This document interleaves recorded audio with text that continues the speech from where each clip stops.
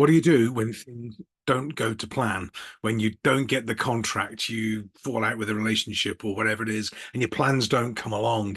And this sort of applies to all of us. We all have good days and not so good days in business and life where things don't go to plan or as we thought we were going to do. And what do you do with that? Well, and I've seen this from working with some of the top CEOs in the financial services sector and otherwise. I've been there myself and I see it for a variety of people. It's very easy to sit back and go, well, I'm not doing this anymore. It'd be easy to go and I want to drive a van for Tesco's or Asda or something like this. And in reality, of course, for most of us, we're not going to be employed by anybody. That's why we do what we do. So how do you get your confidence back if you don't win the contract or you don't get the result or the outcome that you want and you feel disappointed or let down by people? What do you do? How do you cope with it? Because it's very easy, especially if you're working in your own business, to be a bit isolated, a bit lonely. You can't go and metaphorically kick the dog and that sort of thing. How do you get your best self back up again? And some little trick that I've found that helps, for me, I think for other people as well, is to just get a cup of tea first, or whatever it is, but sit back and actually write down all the things that you've achieved in your life, in your career, all the good stuff, right from passing my cycling proficiency test at the age of 12, first time round, all the way through. And it just, once you start to build up that storyboard and you realize that actually, first of all, you're okay. You're going to be good. You're a high value person. You can add value to people's lives and businesses and jobs and teams. You can do all that.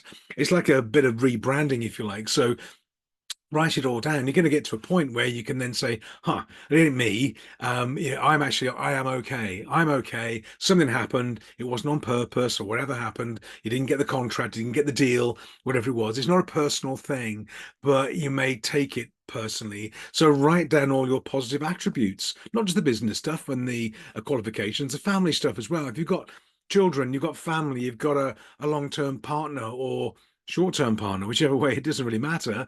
But note these things down. These are all things that add up in terms of your brand, your personality, and your stock. This is why people buy from you. They buy from you your history, your journey, your ability, your knowledge, scars and all, and just realize who you are and that you are going to be okay. And then get yourself back up, dust yourself off, get back on the horse, and get out there again. So this happens a lot, and I do genuinely. You're not alone. You're feeling like that, you're not alone.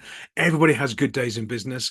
Everybody has tough days in career, family, relationships, anything like that. I know I was fired when I was a younger manager. I thought my life was over. I thought it was over, going to end. I couldn't face the world. In hindsight, I mean, the bloke who fired me was an idiot, and clearly. And we dusted ourselves down and got ourselves back on track. And it made us pivot my career in a very good way. One of the best things that ever happened to me. So even things that appear negative can be very positive. When one door shuts, another door opens, or opportunities. And sometimes, you have to let go of something to create the space for something good or better to turn up in place of it. But write down all your positive attributes. How good are you? And you're not better than maybe you think you are, or that other people think you are. And pin it on the wall, keep it on the fridge. And if you get a bit of a cloudy moment, go and look at it and just remember who you are, where you've come from, what you've achieved, and you're going to be okay in the future anyway. And then get back on the horse and away you go. So thought for the day, thought for the day. Have a great week. Keep me posted. Let me know your thoughts and your comments would be great. And I look forward to your updates. Bye for now.